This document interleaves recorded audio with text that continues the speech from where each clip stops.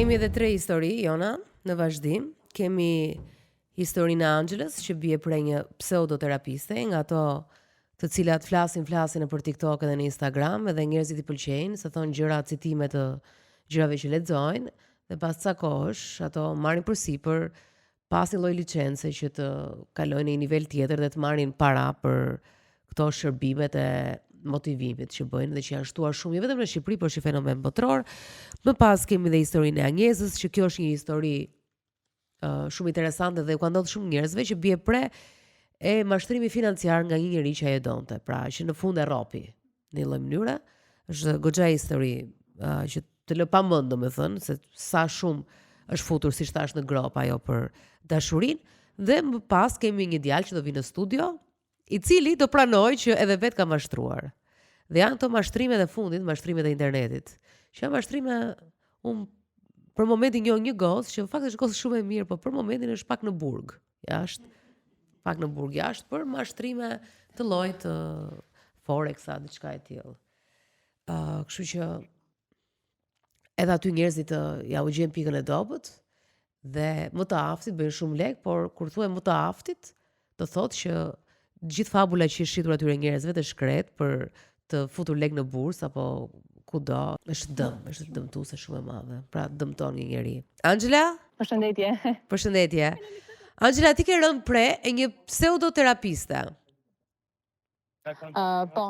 Po. Ne nuk do ta themi emrin e saj, por si ajo i di fillimet e disa njerëzve të tillë në rrjetet sociale, në Instagram apo në TikTok, këto njerëz janë frymëzuar nga bota, sepse janë shtuar shumë pseudoterapistët, ashtu siç edhe janë dhe psikoterapistët e vërtet që flasin, padyshim edhe ato kanë ndihmuar me qindra mijëra njerëz, por janë shtuar shumë njerëz që janë çik më të artikuluar se të tjerët, dhe pak më të zgjuar për të mbledhur citime aty dhe këtu, dhe për ti si thua, për ti performuar.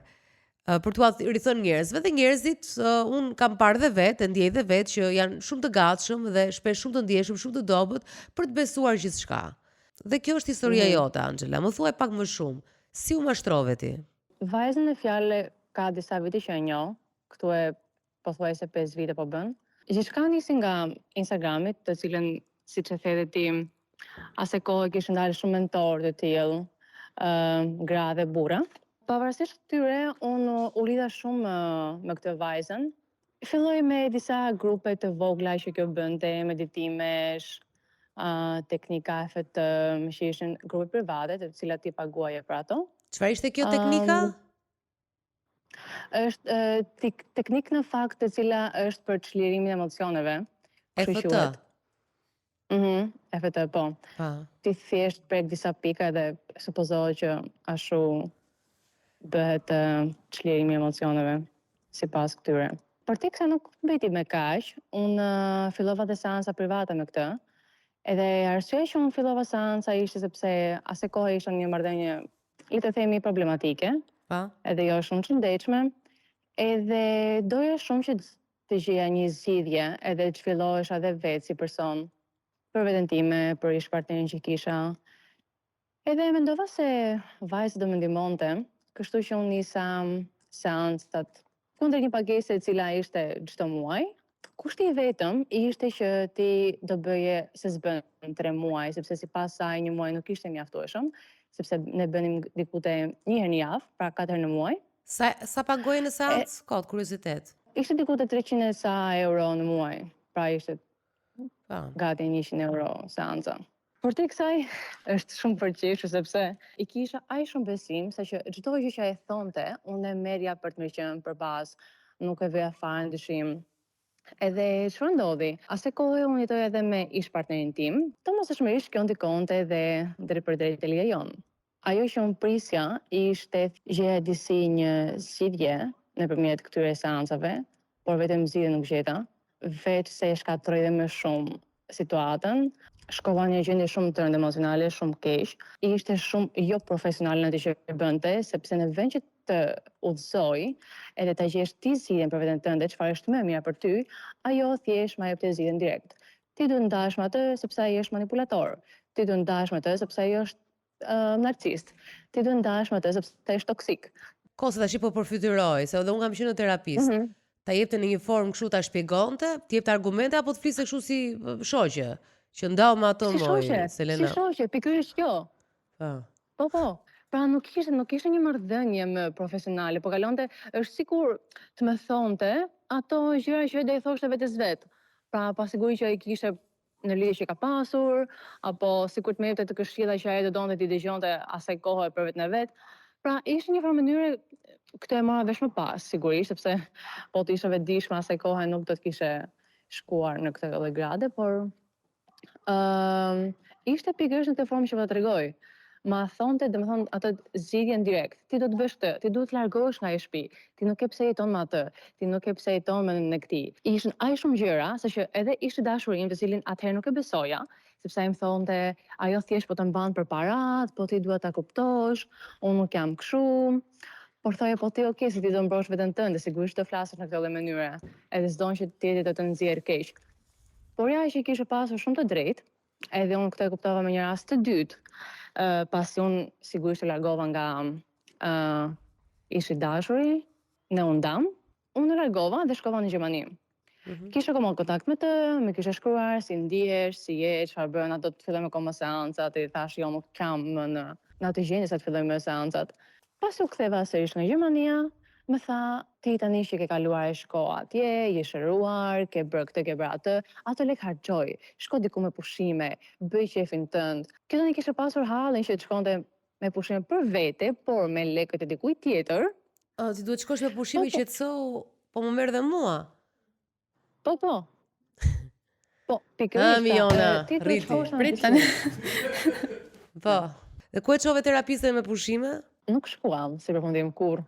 Nuk shkuam sepse Zot kishte plane të tjera për mua dhe për atë. Unë e ndjeja atë vibe-in që kjo donte thjesht këtë pjesën në anës monetare nga ana ime, edhe unë vendosa të mos shkoj. Por kisha bërë gabimin që kisha bërë biletet e kësaj me lekët e mia. Gabimi I parë, edhe gabimi I dytë që unë kisha bërë gabimin e pjesat e dhënave. Në vend që kisha vendosur te biletat të dhënat e asaj, vendosa të dhënat e mia. Edhe në këtë farë mënyre, mua më ikën 350 euro dëm. E kur u takuam nga afër, sepse unë takova këtë nga afër sigurisht mbas kaq vitesh, si kisha takuar kurrë më parë nga afër, më tha mua, po tani që ne duhet shkojmë atje, të jap lekët ty.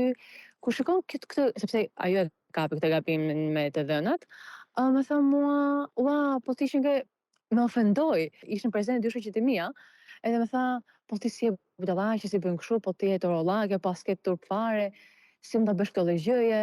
Si mund të bësh, më fal, si mund të bësh gabimin në bilet? Po, te bileta. Edhe, okay, në një farë mënyrë kishte të drejtë, sepse gabimi ishte imi, unë e mora përsipër në fakt, edhe ishte treguar shumë naive gjatë gjithë kësaj kohe me të. Se kisha vënë re fare këtë pjesën e mashtrimit dhe manipulimit që e po bënte. Edhe e di më ktheu më pas situatë më tha, mos po ndihesh keq, po ti ke traumën e të ndjerit në faj, po patjetër që ti ndjesh në faj. Më vjen shumë keq që ti ndjesh në faj, por mos ndje. You feel guilty. Edhe filloi duke më injoruar, duke më ironizuar. Thash, realisht se disi si kam besuar unë kësaj lloj femre këtu e kaq vite. Tani nuk flas më me të sigurisht, ajo ka kuptuar shumë mirë dhe arsyen. Thjesht po, e di pse mora këtë vendimin të flas, sepse s'kam folur asnjëherë më parë për këtë rastin. Bileset e psikologja ime më tha, duhet ta thuash sepse ka shumë raste të tilla që po bëhen shumë si këto, edhe është shumë rrezikshme për shumë njerëz.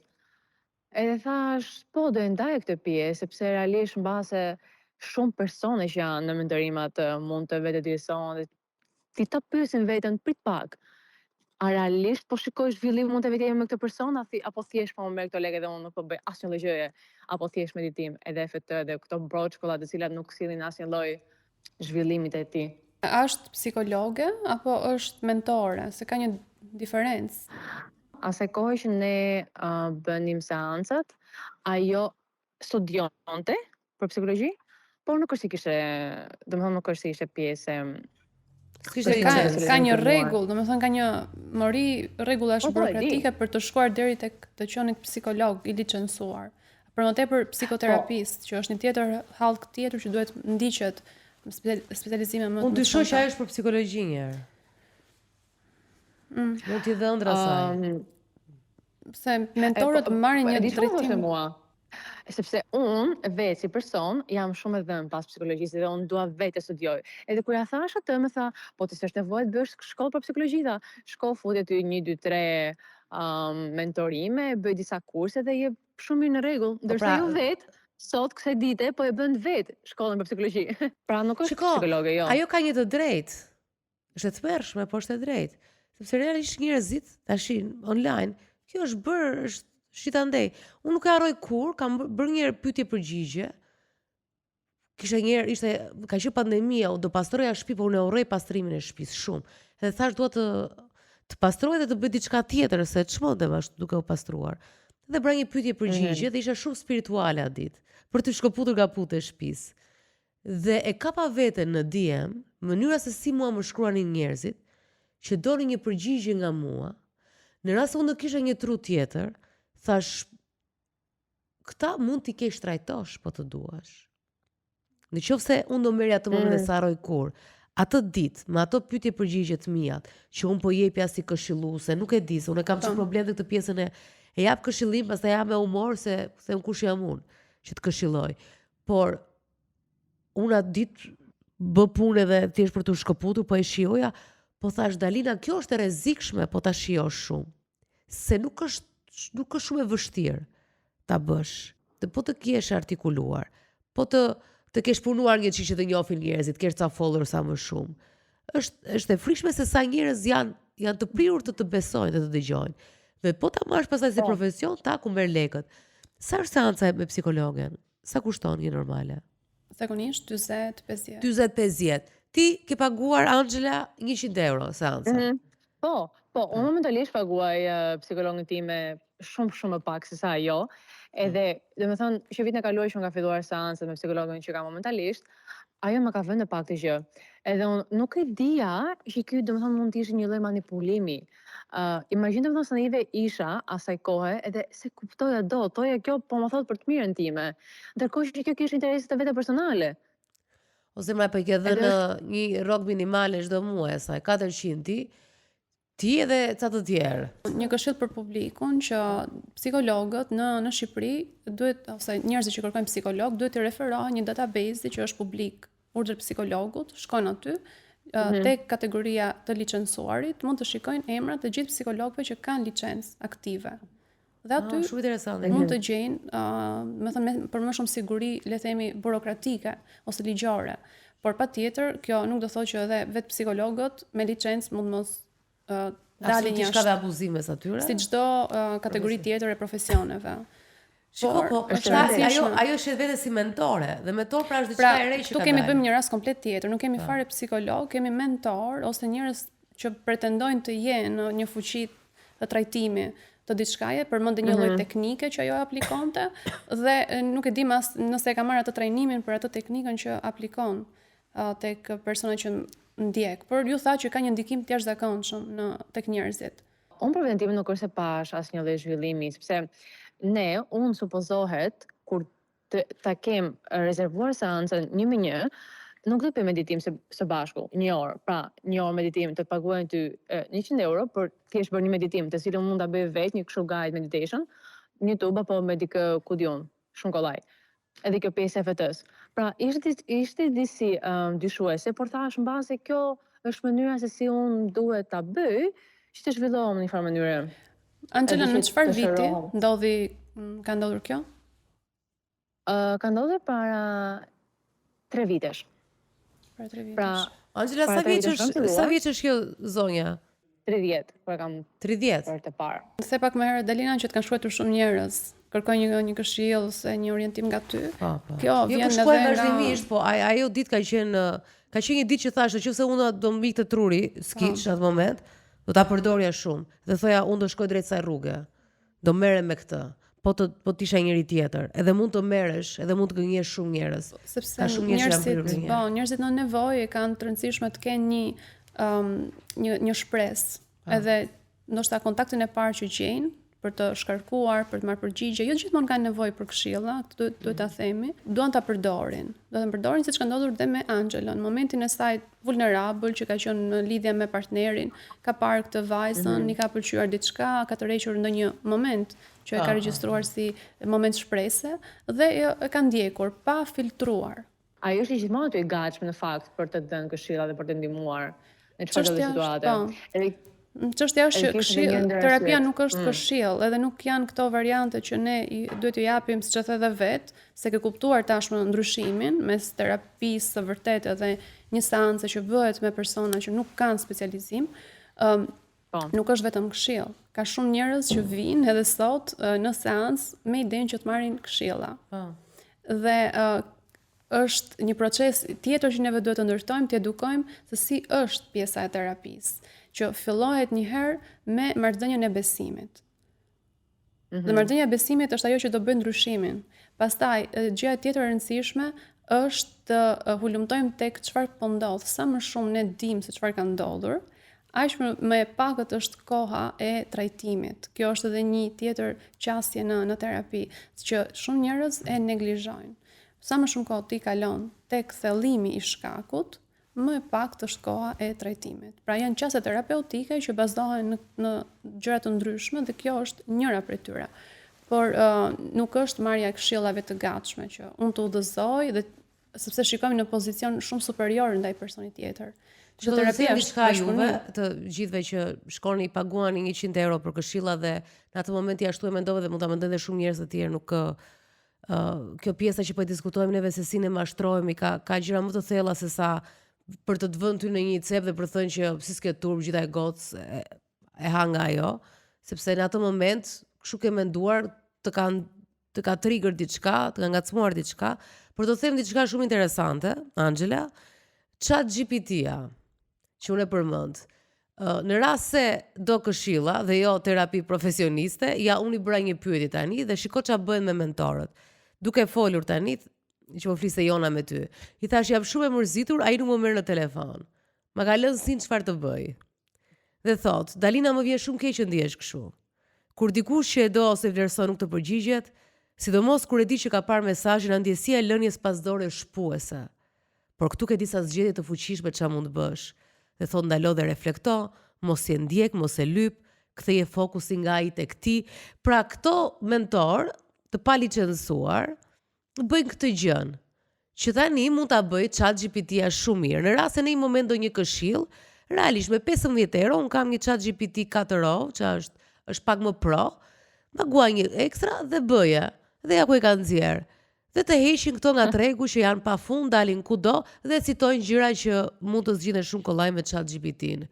Nëse do që të kuptosh pse e mora atë vendim, pse po mashtroheni, ç'a ndodh në zgjedhjet që bën ti me partnerin, ç'a ndodh në marrëdhëniet tua me familjen, pse je kjo që je dhe pse thua jo shpesh ose thua po shpesh, apo atëherë pastaj është terapia profesioniste. Dhe unë nuk po ta jap ty si këshill Angela, po mora rastin tënd se ti tash e ke kaluar dhe e di shumë mirë ç'a është. Por nga rasti jot e kam për gjithë ata njerëz që realisht shpresojnë, që vinë kudo, vinë tek mua, absolutisht. Vinë tek mua dhe kërkojnë përgjigje. Sidomos tash që kemi hapur të emisionin vinë. Jo, duhet shkonin tek Jona dhe të lini një takim sepse është dhe profesion dhe njerëzit lodhen. Do të thënë edhe ju e keni. Po vinë tek mua, jam të lutem më jep një këshill. Nuk duhet shkonin tek njerëzit e duhur. Angela, duke njohur këtë vajzën, ke kuptuar diçka për mashtrimin tani se si mund të identifikosh mashtruesit? Nuk e di nëse gjithë personat përdorin të njëjta metoda për të mashtruar dikë, por di në linjë të përgjithshme, të paktën nga çfarë kam përjetuar vetë, se si do reagoja nëse do ndodhte sërish. Kjo gjë, që do nuk të ndodh, por a ke analizuar besoj tek psikologja këtë pjesë që ti ishe prirur, ishe kaq vulnerabël sa paguaje për të marrë këshilla që ti thellë dhe i dija? Nuk është se paguaja për të marrë këshilla. Unë paguaja që doja vetë të zhvillohesh si person, edhe të bësh një version më i mirë i vetes time për mua dhe për partnerin tim. Por kjo pjesë e këshillave ishte kur ne nuk ishim në seanca. Pra, kur ndodhte diçka e papritur, edhe e pyesja, më tha këtë gjë edhe nuk e di. ndjem keq, çfarë mund bëj, si mund të reagoj në këtë rast. Edhe me thoshte përgjigjet e veta sipas mënyrës që e mendonte ajo. Kam gulte që ti të vazhdoje, dhe kjo është një kamban alarmi, edhe në psikolog, domethënë që ushtrojnë profesionin, asnjëherë nuk mund të këmbgulim tek personi që të vazhdoj trajtimin me ne. Është referimi nëse kupton psikologu për shkakun që nuk përshtatet në terapinë që mund të mbuloj, mund ta referoj tek një koleg që mendon se do ta trajtojë më mirë, por asnjëherë këmbgulja, madje është gjithmonë e lirë që personi të kthehet nëse do ketë nevojë. Edhe të vi për herë parë është e lirë. Patjetër. Pra nuk mundet që të shtyhet. Për më tepër, një tjetër detaj që kuptova ishte kur ajo ishte mbrojtëse.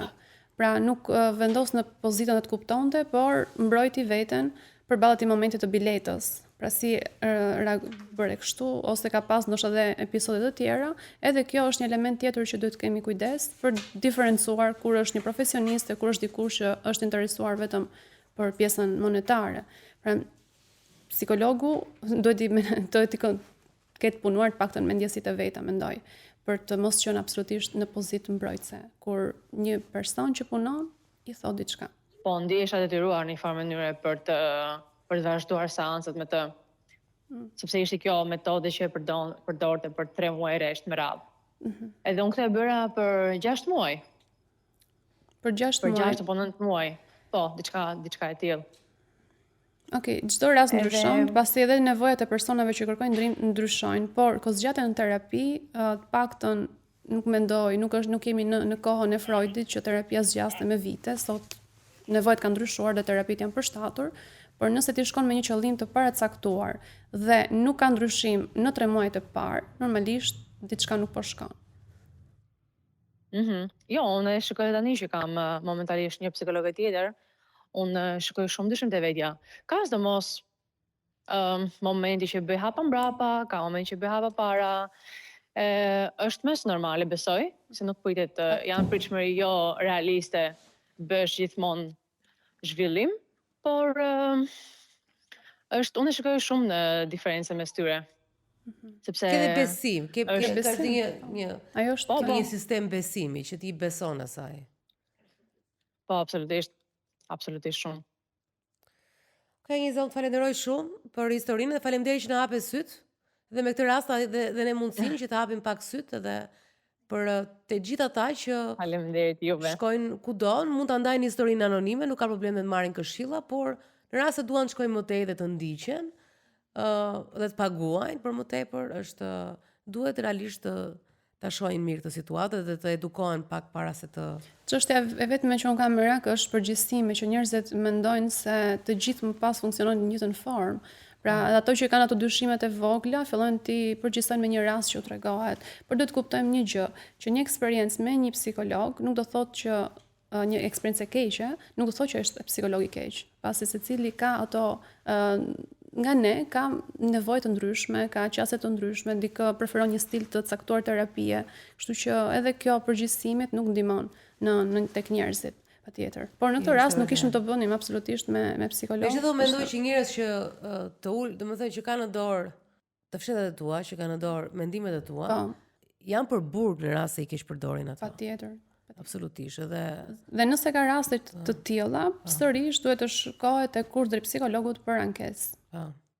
Është një urdhër psikologu, është shkoni te urdhri psikologut, kërkoni për psikologët tuaj nëse janë aty dhe janë të licencuar dhe me kujdes, shihni me kujdes njerëzit me të cilët flisni online.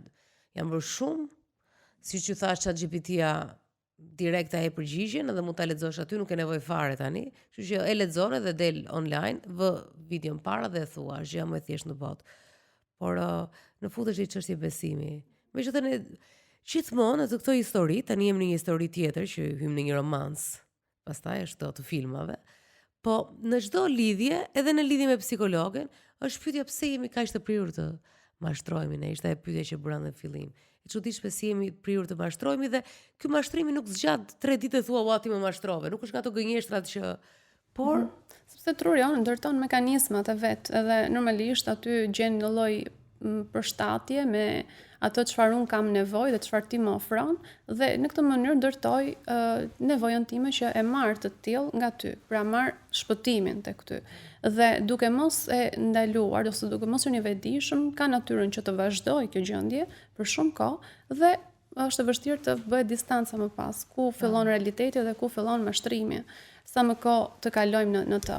Por një gjë tjetër që doja të hapja, Dalina, ishte edhe fakti që pse njerëzit kanë këtë qasjen e besimit shumë shpejt, pra kërën besim shumë shpejt në çdo zgjidhje që mund t'ju del përpara, është edhe sa pasive është teknika ose terapia ose diçka që të ofrohet. Pse shumë njerëz për shembull shkojnë tek ta hoxh ose nuk dua të përshis, nuk janë taroti ose të kartave. Kjo është një mënyrë zgjidhje pasive, pasi ti nuk bën asgjë. Pra dikush tjetër të tregon, të mbush mendjen me fjalë të bukura dhe ti shpreson. Prandaj shkoj.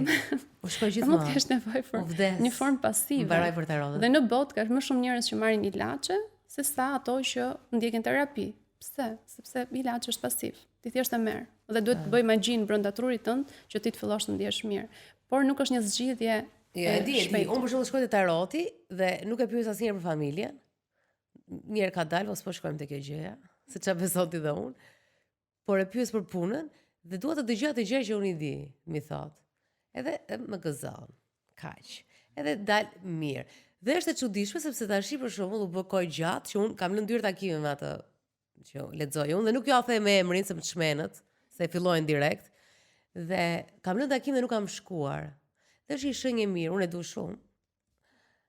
Por është i shenjë mirë sepse unë kam qenë gjithkohë sa angazhuar dhe i shoh gjëra se çfarë ndodhin.